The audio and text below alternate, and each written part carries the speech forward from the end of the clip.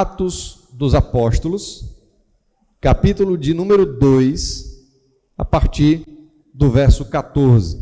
Diz assim então a palavra do Senhor. Então Pedro levantou-se com os 11 e em alta voz dirigiu-se à multidão. Homens da Judéia e todos os que vivem em Jerusalém, deixem-me explicar-lhes isso.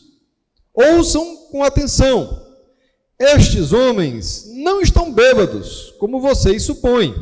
Ainda são 9 horas da manhã. Ao contrário, isso é o que foi predito pelo profeta Joel. Nos últimos dias, diz Deus, derramarei do meu espírito sobre todos os povos. Os seus filhos e as suas filhas profetizarão. Os jovens terão visões. Os velhos terão sonhos. Sobre os meus servos e as minhas servas derramarei do meu espírito naqueles dias e eles profetizarão. Mostrarei maravilhas em cima no céu e sinais embaixo na terra, sangue e fogo, e nuvens de fumaça.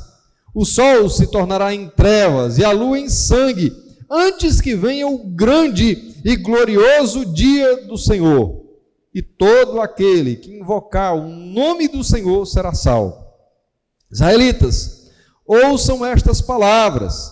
Jesus de Nazaré foi aprovado por Deus diante de vocês por meio de milagres, maravilhas e sinais que Deus fez entre vocês por intermédio dele, como vocês mesmos sabem. Este homem lhes foi entregue por propósito determinado e pré-conhecimento de Deus, e vocês, com a ajuda de homens perversos, o mataram, pregando-o na cruz. Mas Deus o ressuscitou dos mortos, rompendo os laços da morte, porque era impossível que a morte o retivesse. A respeito dele, disse Davi: eu sempre via o Senhor diante de mim, porque ele está à minha direita, não serei abalado. Por isso meu coração está alegre e a minha língua exulta. O meu corpo também repousará em esperança, porque tu não me abandonarás no sepulcro, nem permitirás que o teu santo sofra decomposição. Tu me fizeste conhecer os caminhos da vida e me encherás de alegria na tua presença. Irmãos, posso dizer-lhes com franqueza que o patriarca Davi morreu e foi sepultado, e seu túmulo está entre nós até o dia de hoje. Mas ele era profeta e sabia que Deus lhe prometera sobre juramento que colocaria um dos seus descendentes em seu trono. Prevendo isso, falou da ressurreição do Cristo, que não foi abandonado no sepulcro e cujo corpo não sofreu decomposição. Deus ressuscitou este Jesus e todos nós somos testemunhas desse fato. Exaltado à direita de Deus, ele recebeu do Pai o Espírito Santo prometido e derramou o que vocês agora veem e ouvem. Pois Davi não subiu aos céus, mas ele mesmo declarou: o Senhor disse ao meu Senhor: senta-te à minha direita, até que eu ponha os teus inimigos como estrado para os teus pés. Portanto, que todo Israel fique certo disso: este Jesus a quem vocês crucificaram, Deus o fez Senhor e Cristo. Quando ouviram isso, ficaram aflitos em seu coração e perguntaram a Pedro e aos outros apóstolos: irmãos, o que faremos?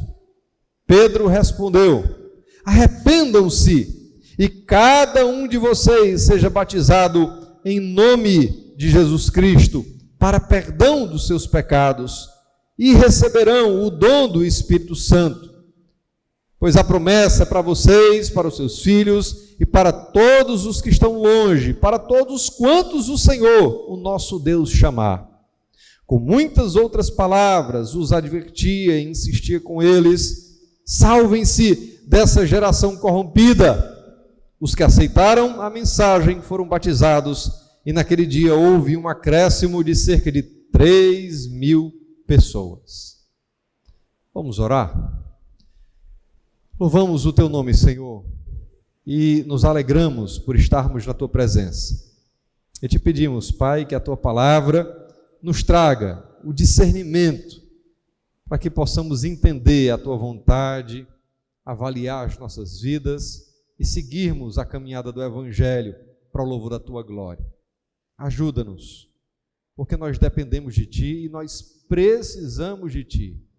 Tira do nosso coração, Senhor, a dureza, tira dos nossos olhos a venda que muitas vezes nós colocamos para que a Tua vontade não seja nítida aos nossos olhos. Muda a nossa mente, molda o nosso coração, a fim de que a nossa vida ela possa de fato ser Tua e que ela então, sendo Tua, traga glória para o Teu nome. Assim oramos, em nome de Jesus. Amém. Queridos, daqui a 15 dias, se Deus permitir, a gente vai começar aquele tema no livro do profeta Daniel. A gente não vai começar hoje para não ter que parar.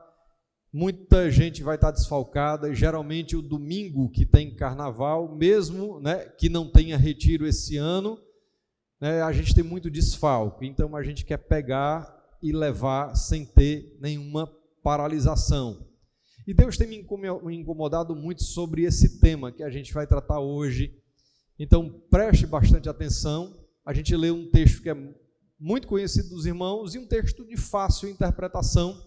Afinal de contas, Atos é um livro histórico, relata ali os fatos que aconteceram depois da ressurreição de Jesus, a sua ascensão, a descida do Espírito Santo e ali o início da trajetória da igreja do Senhor. Aqui no capítulo 2, Jesus já voltou para o Pai, Jesus determinou que os discípulos não saíssem de Jerusalém até que o prometido fosse dado a eles, e o prometido era o Espírito Santo. Então a igreja, ela se une, ela se junta e vai orar, ela vai buscar a Deus, ela está num momento de unidade, de proximidade, de busca, de intercessão, e é dentro desse contexto que Deus envia o Espírito Santo. E o Espírito Santo, quando vem, faz coisas maravilhosas ali no meio do povo. Acontecem coisas que servem de sinal da sua vinda.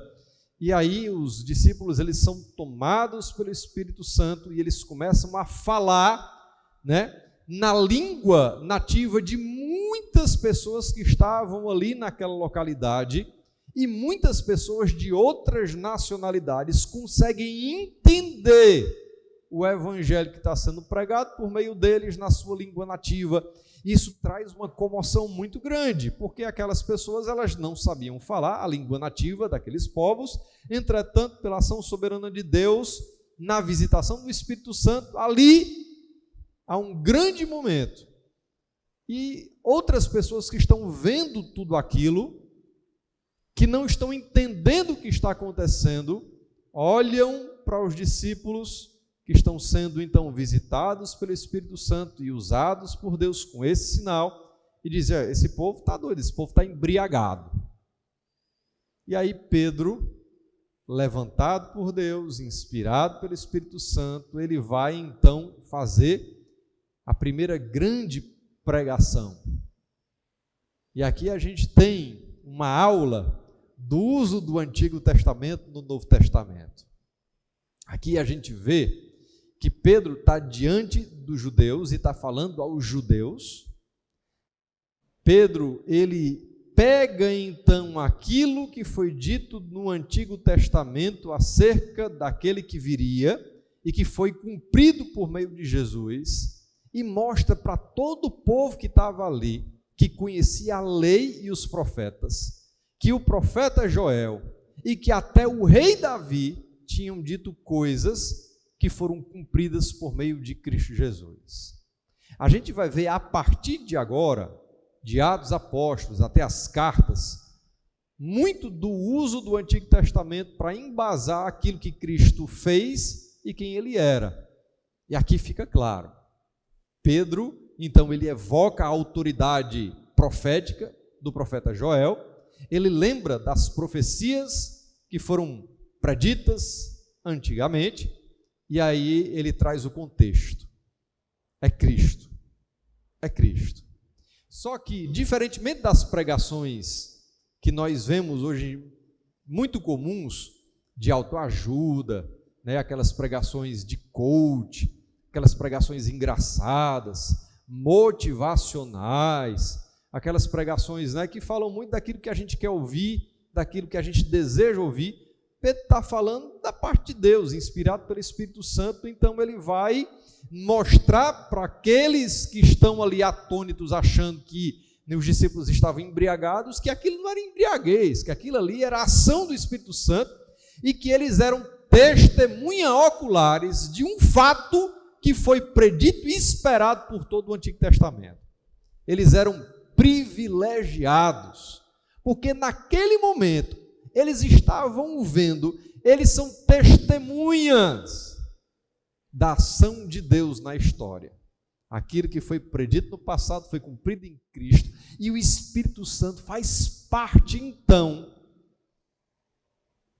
da vontade de Deus para o cumprimento da promessa, para que haja salvação, resgate e novidade de vida em Cristo Jesus. E aí é por isso que na sua pregação ele levanta, né, com os 11, e ele em voz alta dirige-se à multidão e diz assim: olha, homens da Judéia e todos os que vivem em Jerusalém, deixe-me explicar-lhes isso. Ouçam com atenção, estes homens não estão bêbados, como vocês supõem. Ainda são 9 horas da manhã. Ao contrário, isto é o que foi predito pelo profeta Joel. Aqui, irmãos, há uma coisa bastante interessante. Às vezes, Deus está agindo na nossa frente. Às vezes, Deus está mostrando para nós que Ele está derramando graça com poder. Às vezes, há uma manifestação clara do Espírito Santo de Deus diante de nós. Mas o nosso coração está tão fechado, os nossos olhos estão tão tapados, os nossos ouvidos estão tão obstruídos, o nosso coração está tão endurecido, que a gente não consegue enxergar. Ora, estava acontecendo dentro do povo de Deus, não eram com estranhos. Dentro do povo de Deus, Deus estava visitando o seu povo. Estava acontecendo algo que foi predito. Estava acontecendo algo maravilhoso, a ação do Espírito Santo. Vamos lá, nos versículos anteriores. Chegando o dia de Pentecostes, estavam todos reunidos num só lugar. De repente veio do céu um som, como de um vento muito forte, e encheu toda a casa na qual estavam assentados, e viram o que pareciam línguas de fogo, que se separaram e pousaram sobre cada um deles. Todos ficaram cheios do Espírito Santo e começaram a falar noutras línguas, conforme o Espírito os capacitava. Havia em Jerusalém judeus tementes a Deus, vindo de todas as nações do mundo. Ouvindo-se o som, ajuntou-se uma multidão que ficou perplexa, pois cada um ouvia falar em sua própria língua. Atônitos e maravilhados, eles perguntavam: acaso não são galileus todos estes homens que estão falando? Então, como os ouvimos cada um de nós em nossa própria língua materna? Pardos, medos, elamitas, habitantes da Mesopotâmia, Judeia, Capadócia, do Ponto e da província da Ásia, Frígia e Panfilha, Egito, das partes da Líbia, próximas a Cirene, visitantes vindos de Roma, todos os judeus, como convertidos ao judaísmo, cretenses e árabes, nós os ouvimos declarar as maravilhas de Deus em nossa própria língua. Atônitos e perplexos, todos perguntavam uns aos outros: que significa isso? Alguns, todavia, zombavam deles e diziam: eles beberam vinho demais.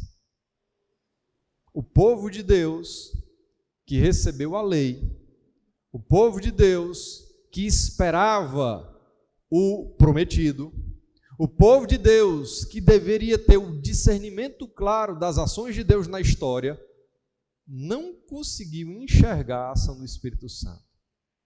Alguns olharam e a conclusão foi: isso aí não pode ser outra coisa senão embriaguez. Queridos, eu estou falando a maioria das pessoas, creio eu, que nasceram de novo em Cristo Jesus. A maioria das pessoas que aqui estão são, servas do Senhor, lavadas e remidas no sangue do Cordeiro. Pessoas que nasceram de novo, que entendem que a Bíblia é a palavra de Deus, aquela nossa única regra de fé e prática, pessoas que foram visitadas e seladas pelo Espírito Santo e que são a habitação do Espírito Santo. Pessoas que creem na Trindade, no Pai, no Filho e no Espírito Santo. Pessoas que professam Jesus como Senhor e Salvador. Essa é uma grande advertência, irmãos, porque hoje nós somos o povo de Deus. Deus é o nosso Pai, é o nosso Senhor, é o nosso resgatador. Deus é o soberano sobre as nossas vidas, mas diante desse fato, aqui há uma grande advertência para nós, porque Deus pode estar falando ao seu coração agora, Deus pode estar dizendo, abre o olho, arregala aí os teus ouvidos, tira então as tuas defesas, presta atenção, porque eu estou falando a você. Talvez Deus esteja falando a você, mas você está tão endurecido, tão cego, tão surdo, tão focado em outras coisas, que mesmo Deus, domingo após domingo, falando a você, você não tem ouvido nem dado cabimento a Ele. Pelo contrário, talvez você, escutando a pregação da palavra, possa estar olhando mais para mim do que aquilo que é dito aqui.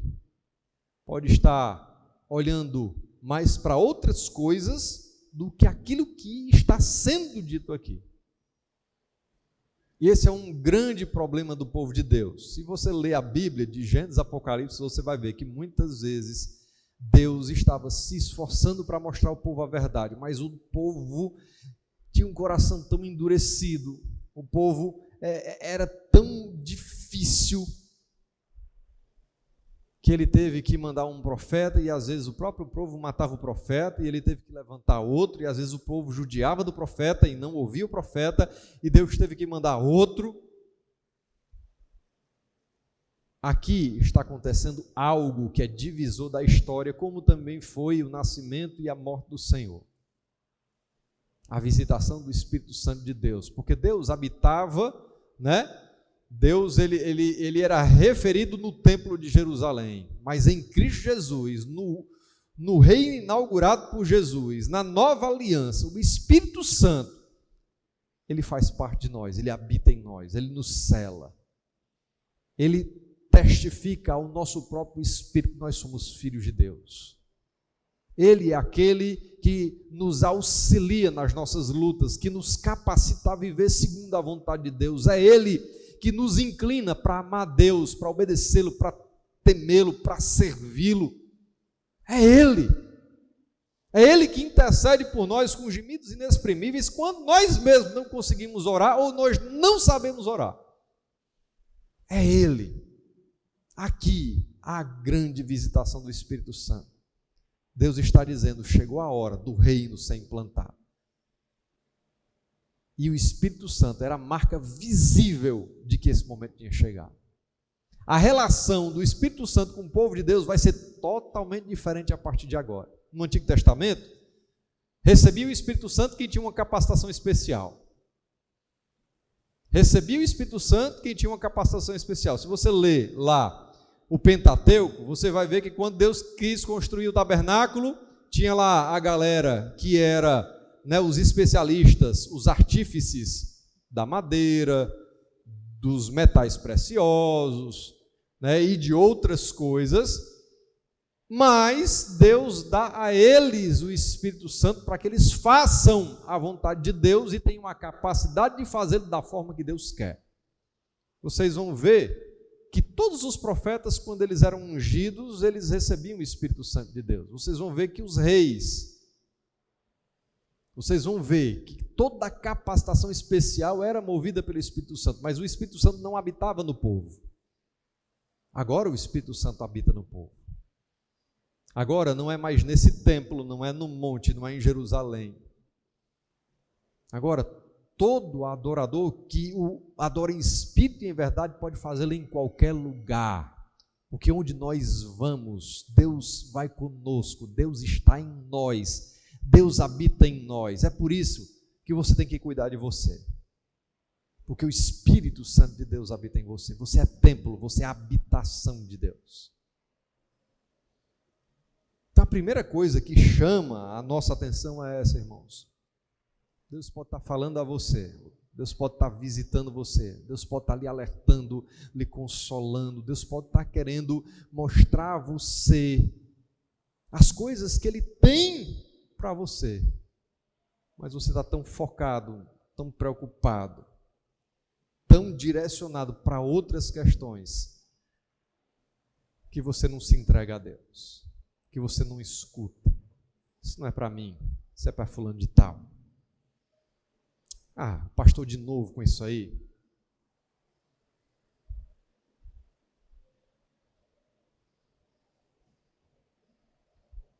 E hoje eu queria falar sobre mudar para crentes. Nesse texto, a mudança que aconteceu foi conversão para salvação. Pedro, ele é levantado por Deus, ele cita Joel, ele cita Davi, ele mostra que aquilo que era falado no Antigo Testamento foi cumprido por Cristo Jesus, e por meio da ação do Espírito Santo, algumas pessoas, elas caem em si.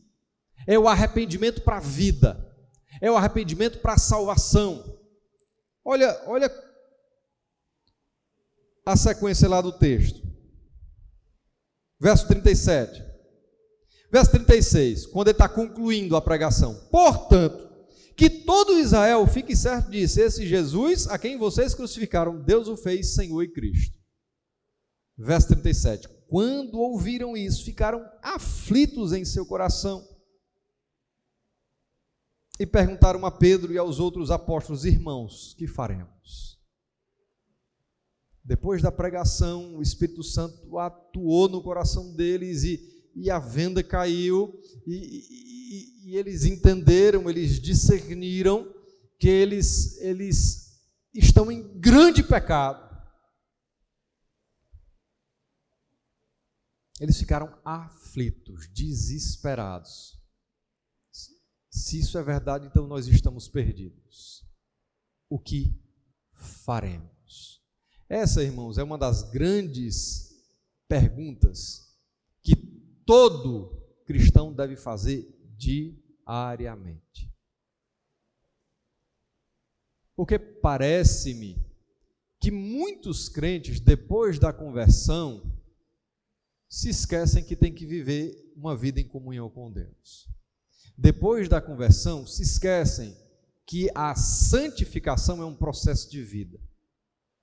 Se esquecem que todos os dias tem que morrer para si mesmos, todos os dias tem que diminuir para que ele cresça, todos os dias tem que questionar suas próprias vontades, alinhá-las com Deus. Todos os dias existe no coração de cada um de nós uma luta contra o antigo eu, contra o velho homem. Todos os dias nós somos tentados, não apenas pela nossa própria inclinação pecaminosa, mas também o mundo, ele nos coloca coisas desejáveis aos olhos, agradáveis ao coração. O mundo tenta mostrar que muito daquilo que a Bíblia condena é bobagem, é besteira. Ele nos convida todos os dias a abraçar coisas que muitas vezes são ótimas aos olhos humanos, mas que nos afastam de Deus. E parece-me, irmãos, que nós estamos vivendo numa época em que a maioria dos cristãos está achando que está garantido porque nasceu de novo em Cristo Jesus. Está fora de moda falar sobre santificação, sobre discipulado, sobre sacrifício. Ninguém quer mais pegar a mão no arado, porque quem pega a mão no arado não pode olhar para trás. Ninguém quer mais seguir a Cristo como deve ser feito na Escritura, porque tem que tomar a sua própria cruz e segui-lo. Ninguém quer ter o compromisso de fato com Deus, porque isso implica em abrir mão de coisas que são desejosas ao coração, coisas que o seu coração ama, está apegado, e que as suas próprias raízes estão fincadas e que você tem dificuldade de deixar para trás. Por isso, irmãos, é necessário mudar. E todo crente tem que ter em mente que mudar é uma coisa que é normal na vida daquele que teme a Deus. A mudança, ela tem que ser diária, gradativa, progressiva, contínua, até que Ele venha e nos liberte, até que Ele venha e sejamos glorificados, até que Ele venha e estejamos com Ele para sempre, até que a morte, que nós sejamos chamados pelo Senhor, até que Ele venha. A Bíblia diz, aquele que está em pé, cuidado, para que não caia. A Bíblia nos lembra que as suas justiças são como trapos de imundícia. A Bíblia nos lembra que os homens fazem seus planos e há caminhos que para os homens parecem bons, mas são caminhos de morte. E a gente, quando lê esse versículo, né, a gente, muitas vezes é literal, é morte física, né? Se eu seguir aquele caminho, vai ter um precipício, eu vou cair, vou morrer. Mas às vezes o caminho que você escolheu está matando o seu coração, enquanto que a Bíblia diz que sobre todas as coisas que se deve guardar, guarda o teu coração, porque dele procede as fontes da vida. Às vezes é o caminho que você está andando, é incompatível com a sua crença, é incompatível com a santificação, é incompatível com a vida daquele que teme a Deus, é incompatível. Por isso que todos os dias, irmãos, a gente deve examinar nós mesmos, refletindo na nossa própria vida. Quando eu leio esse texto, né? Quando ouviram isso, ficaram aflitos em seu coração. Qual foi a última vez que você ficou aflito porque está pecando diante de Deus? Qual foi a última vez que você ficou perplexo, ficou envergonhado, triste, abatido, porque você está pecando? Porque o sentimento de alguém que nasceu de novo e peca tem que ser tristeza, contrição. Tem que ser arrependimento. Porque o pecado é incompatível com Deus. Pecado é rebeldia, transgressão, é zombar da santidade daquele que graciosamente nos salvou. É cuspir na cruz do Calvário. Mas parece, irmãos, que a gente está vivendo uma vida de banalização do pecado. O pecado é banalizado. Os crentes não se importam mais do jeito que falam, como postam. Os crentes não se importam mais no tipo de relacionamento que tem com seus cônjuges, com seus filhos, o trato com o dinheiro, com o sexo oposto, como se lida com tudo na vida.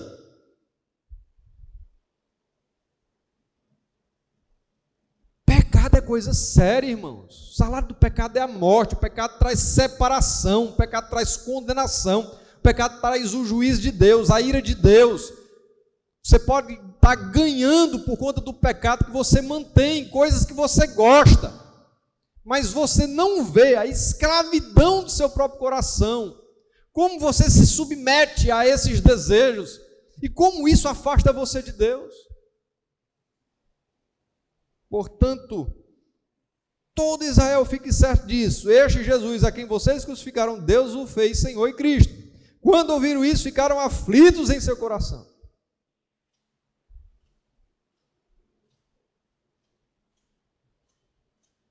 Se é uma mentira, é pecado. Se pegou o dinheiro, se foi R$1, não era seu, isso é pecado. Se você olhou para alguém com desejo lascivo, isso é pecado. Você falou mal de alguém pelas costas, isso é pecado. Você deixou de comungar, você pode estar aqui comungando na igreja. Essa é a ordenança e mandamento, você não está aqui, isso é pecado. Você não tem uma vida de devoção a Deus, isso é pecado. Você não ama a sua esposa como Cristo amou a igreja e deu sua vida por ela, isso é pecado. Você não é auxiliadora idônea, submissa ao seu marido, isso é pecado. Você não honra seu pai e sua mãe, isso é pecado. Ou a gente, irmãos, entende isso, ou então você rasga a Bíblia e vai viver sua vida. Não dá para servir a dois senhores. Não dá para dizer assim, eu sirvo a Deus e viver uma vida, não dá. Não dá para dizer que Deus está no centro do seu coração, enquanto o que está no centro do seu coração é a vaidade do seu coração. É o seu desejo de ser engrandecido, reconhecido. Não dá. Fazer planos sem buscar a Deus é pecado. Viver uma vida que não traga glória a Deus é pecado.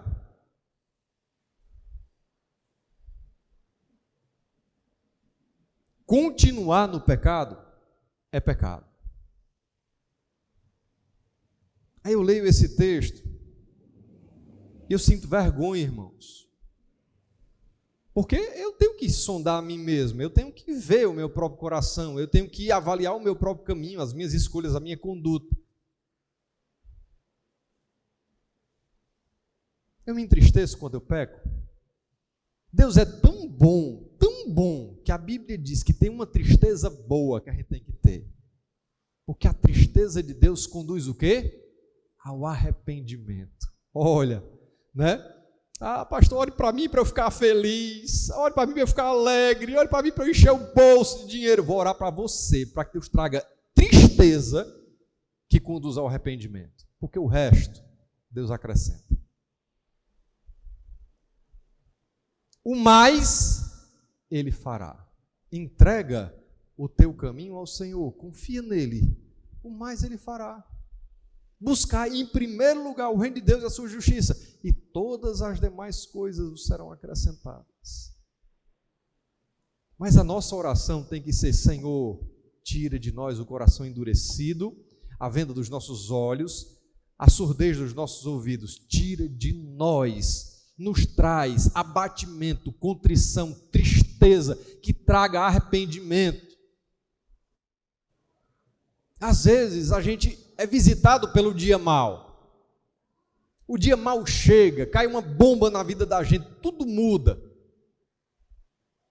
A gente tem uma perspectiva de que todo sofrimento é necessariamente ruim. A gente se pergunta: Deus, por que é que tu está trazendo isso para a minha vida? Por que é que tu está me dando sofrimento? Mas a gente não tem, muitas vezes, a maturidade de perceber que é no sofrimento que Deus fica tirando aquilo que não agrada a Ele. Deus está te dando a condição para você enxergá-lo. Deus está te dando a condição para que você possa se quebrantar, parar, analisar. Deus pode estar tirando do seu coração as suas muletas, a sua prepotência, o seu jeito de fazer as coisas. Afinal de contas, nós temos o defeito de muitas vezes só buscarmos a Ele na dor, na necessidade, na tristeza, no abatimento, no pesar, quando a gente não pode fazer mais nada. Lutero, ele disse, numa das suas 95 teses, quando nosso Senhor e Mestre Jesus Cristo disse: arrependei-vos, desejou que a vida inteira de crente seja de arrependimento. A razão para isso é que, embora os cristãos já tenham recebido os benefícios da justificação através dos méritos de Cristo, em termos de sua fé em retidão diante do Pai, eles estão sobrecarregados pelos desejos da carne antes da glorificação. Por isso, a vida cristã é de contínuo esforço na fé, para matar os efeitos do corpo, a fim de viver segundo o Espírito, como diz Romanos 8,13. Este processo de mortificação e vivificação está relacionado a morrer para o mundo e viver para Deus. Sabe o que é arrependimento, segundo as Escrituras? A palavra arrependimento no hebraico tem duas ideias. A primeira ideia dela é entristecer-se. Não existe arrependimento sem tristeza. Deus ele nos faz perceber o nosso erro, e vendo o nosso erro, a gente se entristece porque falhou. É por isso que a tristeza de Deus, ela precede ao arrependimento, ela conduz ao arrependimento. Mas a palavra no hebraico, a ideia não é apenas entristecer-se, é voltar-se, mudar de rumo, de direção. Quem apenas se entristece e segue sua vida, isso não passa de remorso. Remorso é aquela tristezinha que a gente tem no momento, a gente chora, a gente se abate. 3 dias depois, a gente está vivendo a mesma vida. Arrependimento é aquela tristeza que nos faz perceber que a gente pecou e que a gente sabe das implicações do pecado para com Deus. É aquela tristeza que nos faz tomar uma decisão de mudar de vida. É aquela tristeza que nos faz decidir mudar de rumo, fazer os ajustes, aparar as arestas, buscar o caminho correto, abandonar as coisas que estavam nos prendendo, nos afastando de Deus, por mais que elas sejam preciosas, agradáveis, socialmente aceitas. Mas a ideia é essa: arrependimento é uma tristeza que conduz a uma mudança de vida, a uma posição diante de Deus. Então, você só se arrepende, querido, quando você deixa de fazer o que você estava fazendo. É por isso que muitas vezes, quando nós erramos contra alguém, e a gente chega e diz assim: olha, perdão, eu estou arrependido. A outra pessoa olha assim para a gente com descrédito. Ela está vendo nos nossos olhos se tem tristeza, se tem pesar. E ela fica avaliando se não é mais um daqueles momentos para acertar as contas e fingir que tudo está bem. Por quê? Porque na Bíblia, quando a pessoa chega para outra e diz assim: olha, perdão, eu estou arrependido, ela se entristeceu por conta do seu erro, e vendo o seu erro e o que ela fez com o outro, ela quer mudar a conduta, ela quer reparar aquilo que foi feito. A mudança de atitude. Já no grego, a palavra arrependimento é o vocábulo metaneu, da palavra metanoia, que é mudança de pensamento. É por isso que no Novo Testamento a gente deve renovar o quê? A nossa mente. O arrependimento é uma constante mudança de pensamento, do pensamento da carne, do pensamento do mundo, do pensamento da sociedade, do pensamento do eu, do pensamento do grupão, do politicamente correto, para o pensamento bíblico da glória de Deus. Por isso, irmãos, todo cristão está em constante mudança. Cristão que não muda é cristão que não teme a Deus. Cristão que não muda é cristão que não teme a Deus. Porque se você teme a Deus, se Deus tem falado ao seu coração, se o Espírito Santo usa a palavra para lhe advertir, para lhe corrigir, para lhe mostrar onde você tem que andar, o que você tem que fazer e você não faz, você está em pecado.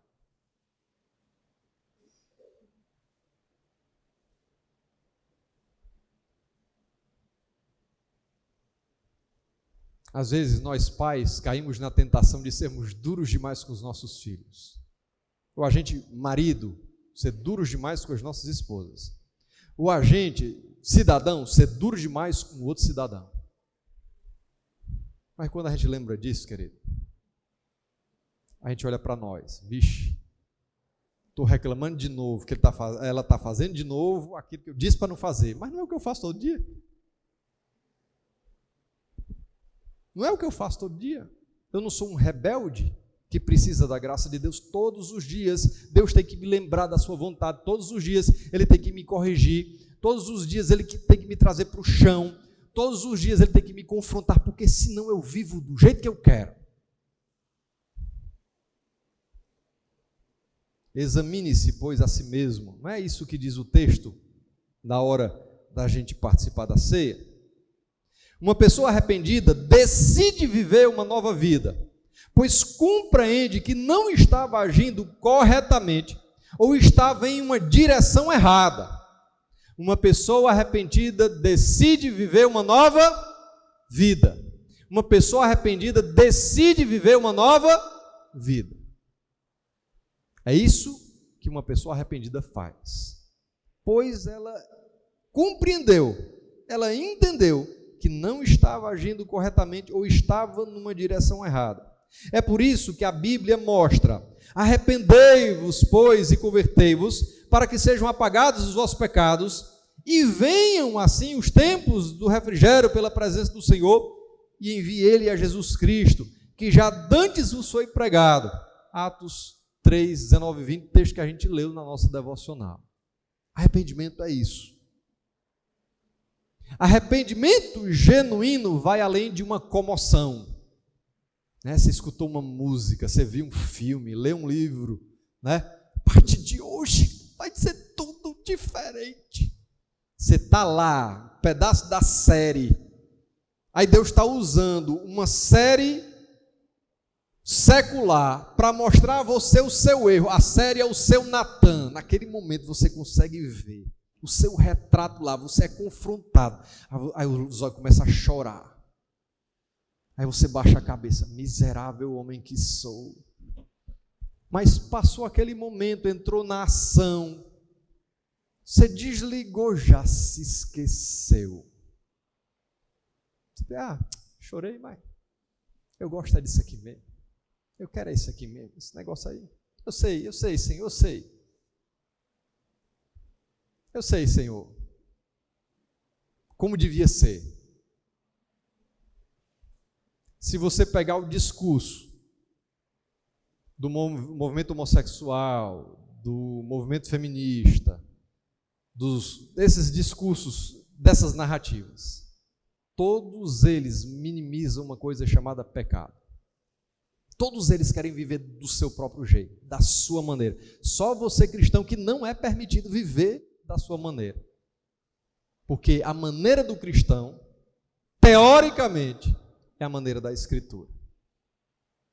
Mas todas essas narrativas vão dizer: para que isso? Isso é demais. Não é assim. Viva conforme você quer. É por isso que há todos os discursos. É o afastamento de Deus, é a negação da Escritura como verdade absoluta. Não existe pecado, então qualquer coisa é verdade. Mas você não pode fazer isso. Porque se Deus é o teu Senhor e seu Salvador, a Bíblia é a palavra de Deus, ela é a tua única regra de fé e prática. A tua vida está alicerçada nela. Arrependimento genuíno vai além de uma comoção. É uma atitude consciente. Você se deparou, e agora eu faço o quê? Lembra do coletor de impostos que Jesus disse: olha, eu vou comer na tua casa? O que foi que aconteceu na vida dele? Ele chorou, Jesus foi embora e ele viveu a mesma vidinha que tinha? No meio da comida ele disse: opa, eu quero mudar, eu estou arrependido, eu vou reparar o que eu fiz. Se eu defraudei alguém, se eu roubei alguém, eu vou fazer isso. Isso é arrependimento.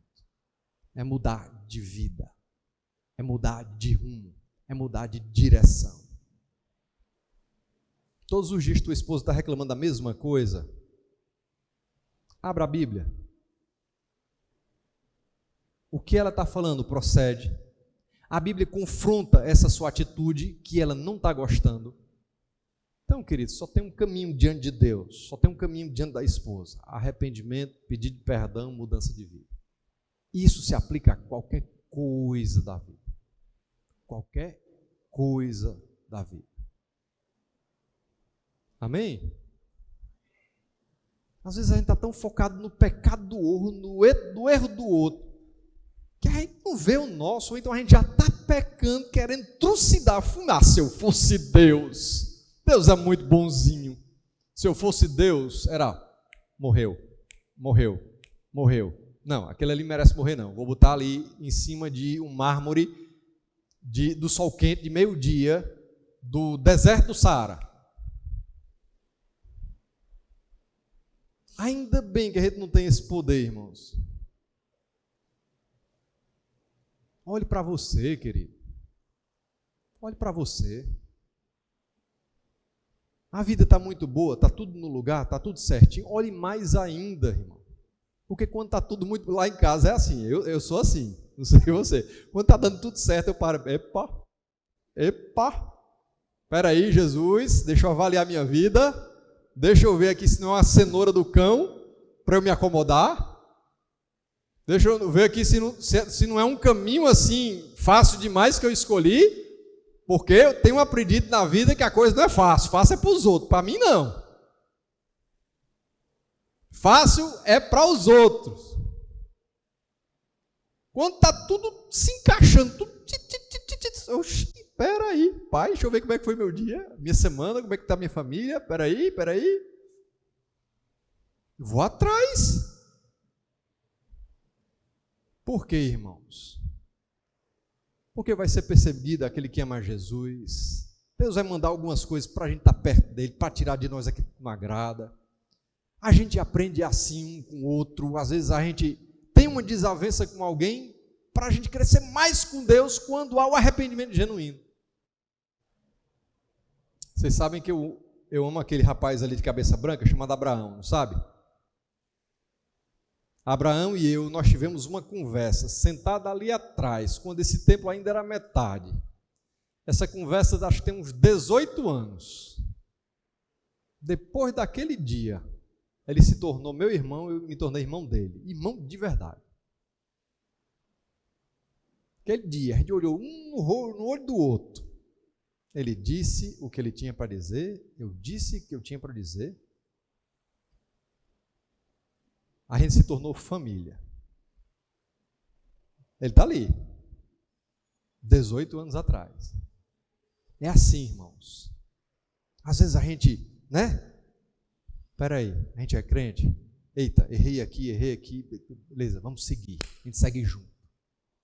A gente é perfeito? Não. A gente pode errar, a gente pode falhar, mas a gente está em constante mudança. A gente fez uma coisa, vai lá, fala e segue.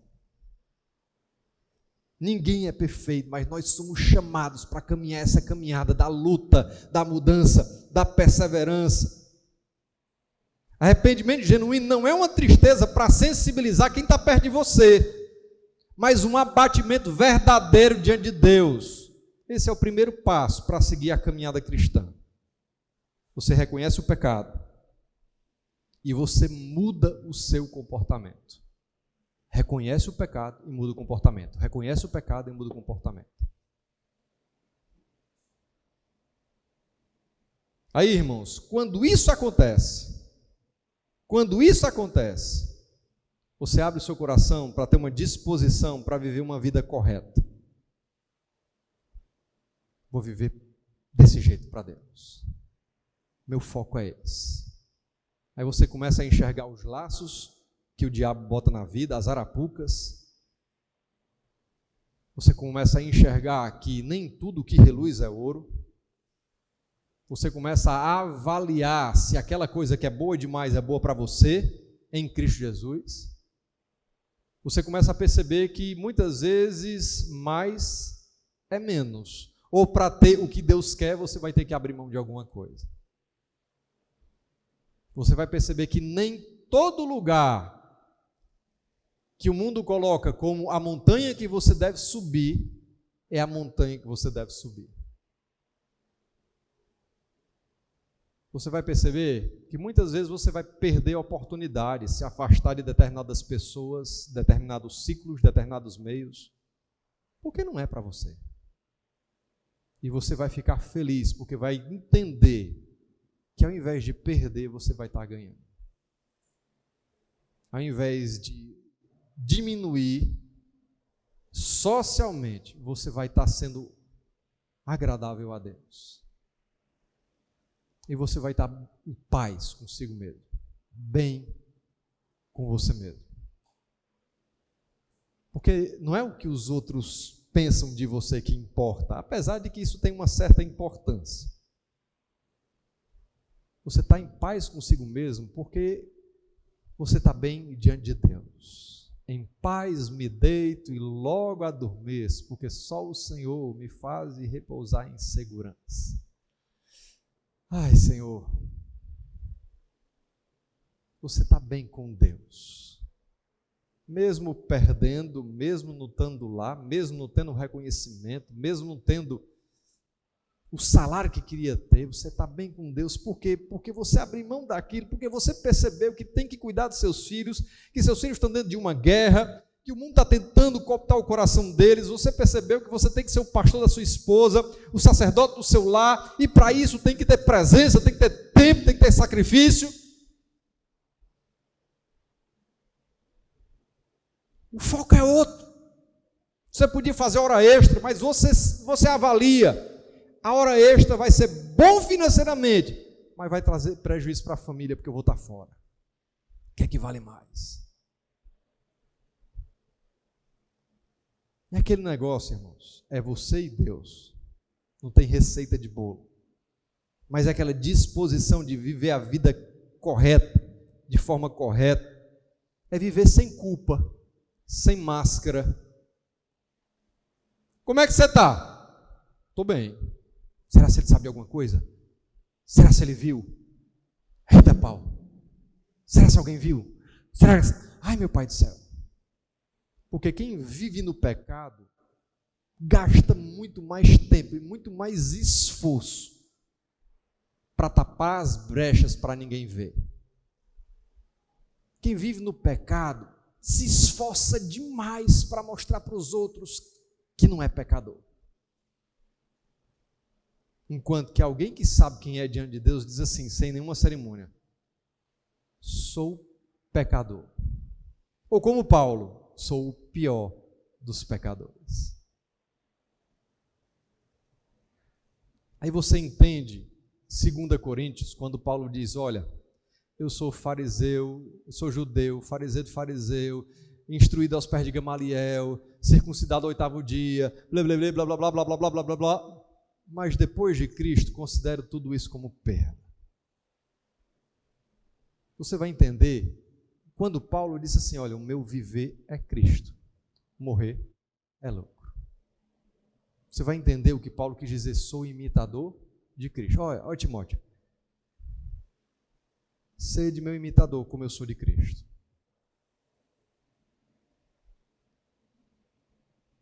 E para a gente, não é caminhar para o fim, é terminar, que a gente já caminhou.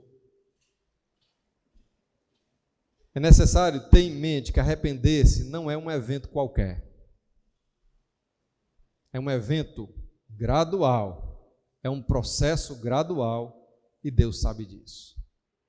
Às vezes você vai precisar de muita força, de muito esforço, de muita ajuda externa para mudar. Às vezes, a mudança, ela acontece em semanas, em meses, para alguns, em anos. Para alguns é instantâneo. Conheço pessoas que eram viciadas em álcool, que no ato da conversão tiveram ojeriza por álcool, que nunca mais botaram uma gota de álcool na boca. E conheço pessoas que amam a Deus, que andam no caminho da santificação, que se importam com a santidade de Deus, mas que lutam todos os dias, todas as semanas contra o antigo homem, que de vez em quando tem recaída, que de vez em quando se abate. É uma luta, irmãos. É uma luta. É por isso que a gente deve se acordar todos os dias dizendo assim, Senhor, tem misericórdia de mim, que sou pecador. A gente se lembra do que Jesus disse, sem mim nada podeis fazer. Sem mim nada podeis fazer. Quem nunca se entristeceu porque pediu perdão a alguém e no outro dia, no calor das emoções, fez a mesma coisa? Quem nunca se entristeceu porque disse, na segunda-feira eu começo, dia 1º eu inicio, e se perdeu na quinta? Quem nunca se entristeceu porque não cumpriu uma promessa? Quem nunca se entristeceu porque faz as mesmas coisas reprováveis constantemente? Mas o processo é o mesmo. reconhecimento do erro, tristeza, mudança de vida, seguir diante de Deus. Amém? Se fosse fácil, irmãos, a gente não precisava de Deus. Mas o pecado é tão desgraçado que a gente precisa de Deus não apenas para um novo nascimento, mas para que Deus restaure a nossa mente, o nosso coração, as nossas relações. E louvado seja Deus em Cristo Jesus, porque Ele há de restaurar todas as coisas. Porque haverá de chegar o dia em que nós faremos a vontade de Deus sem nenhum problema e sem nenhuma. Quando Ele voltar e quando os nossos corpos forem glorificados. Deus conhece suas dificuldades. Por isso Deus é justo e paciente. Ele sabe. Ele sabe. Ele sabe. Às vezes a gente se faz de forte. A gente tem que se fazer de forte para os outros, muitas vezes, estando com o coração em frangalhos, sem força, sem vontade. Deus sabe. Deus te conhece. Deus sabe o teu levantar, Ele sabe o teu deitar, Ele sabe as tuas dores, as tuas queixas. Ele sabe a tua vontade de acertar ou tua cegueira, tua dureza de coração. Deus sabe. Mas duas verdades você tem que se lembrar. Deus não quer que você viva do mesmo jeito. Deus quer que você viva em santidade, em comunhão com Ele. E a única forma disso acontecer é você mudando por meio do arrependimento. Amém? Cada um tem sua própria luta. Cada um sabe onde aperta. Cada um conhece a pedra do seu próprio sapato. Cada um conhece as promessas quebradas, a vontade não cumprida. Cada um conhece as mágoas que coloca no coração do outro. Mas Deus quer que a gente mude, irmãos. Sem música no teclado, sem apelo apelativo, é a palavra. Aquele que tem ouvidos para ouvir, ouça. Que Deus tenha misericórdia de nós. Curve sua cabeça, vamos orar. Senhor, louvamos o Teu nome, porque Tu és Deus e Senhor. E mesmo santo, soberano, Senhor, Tu és misericordioso, bondoso, paciente. Derrama sobre nós, Senhor, da Tua bondade e ajuda-nos. Traz a tristeza ao nosso coração que precede ao arrependimento. Nos move, Senhor, nos ajuda no processo de mudança, porque sem Ti a gente não consegue, sem Ti é forte demais, sem Ti vai ser mais uma frustração, Senhor, nas nossas vidas e na vida dos outros que escutaram muitas vezes das nossas bocas o nosso pedido de desculpa, a nossa promessa de mudança. Tem misericórdia de nós, Senhor, tem misericórdia de nós e nos ajuda. Que a Tua palavra nos oriente, que Teu Espírito Santo nos traga prazer na Tua presença, vontade de fazer aquilo que Te agrada.